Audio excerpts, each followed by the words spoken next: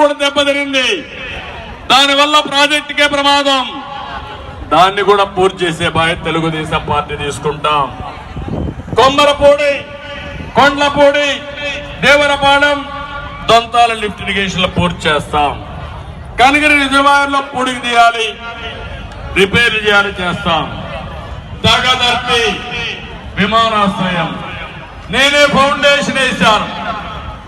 Nellore, Tirupati, Chennai try సిటీగా ఈ 3 నగరాలను ఏర్పాటు చేసి ఒక పక్క 3 విమానాశ్రయాలు, ఇంకో పక్క కృష్ణపట్నం పోర్ట్, ఇవన్నీ పెట్టి అనుసంధానం